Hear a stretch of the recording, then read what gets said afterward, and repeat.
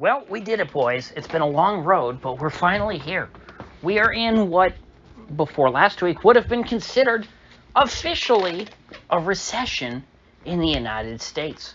We got our Q2 GDP print today, and the first draft of the estimate is negative 0.9%. Now, that will be revised later on. If you ask the White House, they probably would say that it'll be revised higher. Other people who are more pessimistic would say it'll probably be revised lower. But at this point, all that matters is that it's negative. Just like Q1 GDP, which I think was like negative 1.3%, if I remember correctly. So we've got two negative quarters for GDP in real terms. Okay, so this is adjusted for inflation. You can't blame this, on inflation. At least, well, actually, you kind of can directly. You could say that the inflation has to do with distortions in the economy, which is, hampering economic growth. You could make that argument.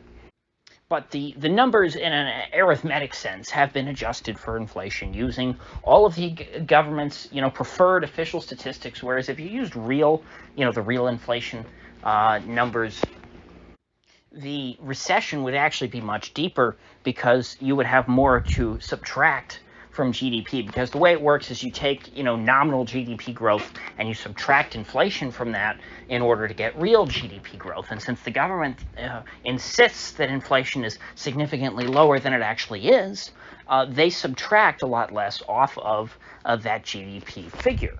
And so, if we used a more proper inflation stat like the one found on Shadow Stats, rather than inflation being like 9%, it would be in the teens. So, Q2 GDP growth would probably be something like negative 5. And so, even though the White House wants you to believe it's not as bad as it looks on paper, it's actually much worse than it looks on paper in reality. Now, I think that this puts the Fed in an interesting position, because I feel like if I were somebody on Wall Street, I would want the Fed to be talking all doom and gloom about this recession, and to be admitting it, calling it a recession to its face, saying this is terrible, we got to do something about that, and essentially dropping hints that they're ready to start cutting rates. Instead, we have Jerome Powell waxing dovish, but still refusing to call this an inflation, saying everything's fine, saying, oh, look, we got a strong labor market, and la-di-da-di-da. Powell was front-running this, clearly trying to carry some water for the administration and say, oh, this isn't a recession, everything's going to be fine, we got nothing to worry about. But you know what? There's so much BS that goes into how the Fed tries to massage its messaging. I'm tired of trying to read into what Powell said yesterday. The fact is, the recession is here. And should we expect that it gets better in the near future? Or should we expect that it's going to get worse? That's the real question. As of right now, we're not in a full-blown 2008 scenario. We haven't had a structural breakdown in the U.S. economy. We're just seeing contraction. Now, that doesn't mean we're not in a recession. That's what I'm saying. We're in a recession. But the question is, will this recession be sustained? Now, when it comes to questions like this, before I examine the facts, I do like to look for good counterindicators. I look at people who are often wrong in the past, and I say, what are they saying now?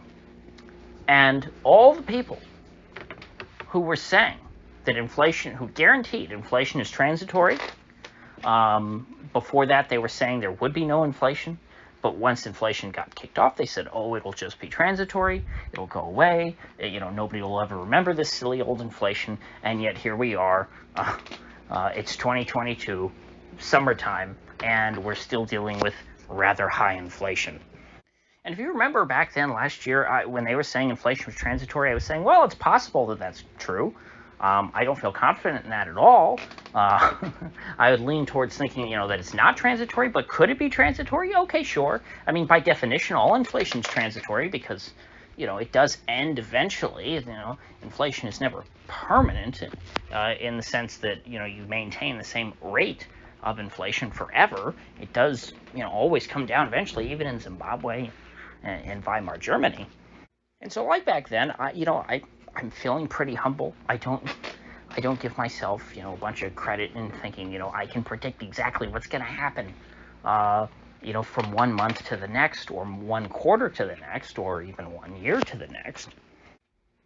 Yes, I have my theories and, and my beliefs on what's going to happen. I am generally pretty negative on the U.S. economy. I think that's a pretty consistent view that I've held throughout the history of this channel. But looking back to the people who were not humble about talking about inflation, and who were all wrong, and therefore were, in retrospect, pretty reliable counter-indicators, let's look at what they're saying now about this recession. Are they split? Or do they have different opinions? Do some of them think that, we're in a recession? Do some of them think, oh no, it's too soon to call it a recession? Everything is going to be fine. And the answer to that is, well, no, they're not split at all.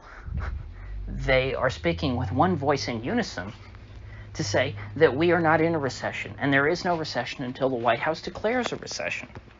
And the next thing they'll be saying is that, well, okay, even if there is a recession, it'll be transitory. It'll be very shallow. And there are some academics, who have no connection to the state directly, other than, I'm sure, through grants and things like that, who are saying, oh yeah, there's going to be a recession, but it's going to be very mild. It'll last like a month, but it won't even be a blip. You won't even, sure, maybe unemployment will spike up to 5%, but historically that was considered full employment. But you don't even have to include those people. You can just look at all the very serious people on TV, like Janet Yellen and Jerome Powell and all the other Fed folks, and all the other big wigs who said inflation would be transitory, down to every single one of them. They're saying that there is no recession. So make of that what you will. When I see that, I think, okay, gee, this is probably going to be a decently bad recession. Because as I've said in the past, the economy does not need a reason to contract. The economy needs a reason to expand. And so recession is the default state of any economy. It is the exception when economies can grow. A growing economy is the result of affirmative actions taken by people in the market who are investing and inventing new ways to provide services or goods to people, creating value in the economy. Those things don't just happen. People not only have to want to do that, they not only need the motivation, the vision, they need the means. And historically, all that comes to a standstill when the Fed embarks on a tightening cycle. But theoretically, as long as there's nothing structurally broken in the process of the tightening cycle, the Fed could reverse their policy and return to the status quo. That's what they did successfully in the late 2018, early 2019 period of the Fed flip-flop. And so is there a chance of another successful Fed flip-flop this year? Yes, it's possible. Do I think it's likely? No. I thought it was incredibly unlikely the first time. I still think it's incredibly unlikely this time, because that's something very difficult to pull off. And I don't think that the Fed was, particularly skilled or brilliant or anything. I think they got lucky. And so if you ask me, do I think that the Fed will get lucky again? The answer is probably not. And already at this point, we're further along the road into the recession than we were in 2018, 2019. In fact, I may have to stop using that comparison soon because we're so far past that. In 2018, in 2019, we never got into a recession. We got into a recession in 2020 as a result of the lockdowns, but that was, a different situation. That wasn't related, to a Fed tightening cycle, and certainly wasn't related to out-of-control inflation, which is only going to be made worse by the Inflation Reduction Act, which, from what I understand, is an $800 billion spending bill, which aims to transition American energy away from fossil fuels, reducing our supposed carbon emissions by 40% by 2030. Everything that I just said is going to increase the cost of living. It's going to, the spending is going to create inflation. The trying to move away from fossil fuels and reducing carbon emissions, that's going to make everything more expensive. And if the Dems and Congress are going to just keep doing this, Joe Manchin, the traitor to the American people, particularly to the people of West Virginia, who acted like he was this big inflation hawk, who was so worried about spending, now signing on to an $800 billion spending bill, which not only is just going to dump more, monopoly money into the U.S. economy, but it's going to try and cut down on the usage of fossil fuels when we need them the most. It doesn't bode well for the future of American energy. And as long as energy prices remain elevated, I don't think that there will be any kind of a real recovery in the U.S. economy. How are we supposed to recover from a recession if we don't have cheap energy, if energy is instead quite expensive? The Biden administration is claiming credit for reducing the price of a gallon of gas by 40 cents since the peak of gas prices in, June or something like that.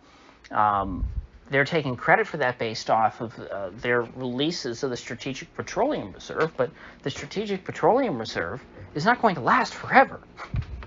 If they're correct, and this 40-cent drop in the average price of a gallon of gas in the United States is attributable to the SPR releases, well, then as soon as the SPR is drained, we're screwed. Because it's a pretty simple calculation. Less energy and higher energy prices translates. It's the same thing as saying less energy. The reason why prices rise is because of scarcity. So with less energy in this economy, we're not going to be able to grow. So with that said, I'll see you folks back here tomorrow.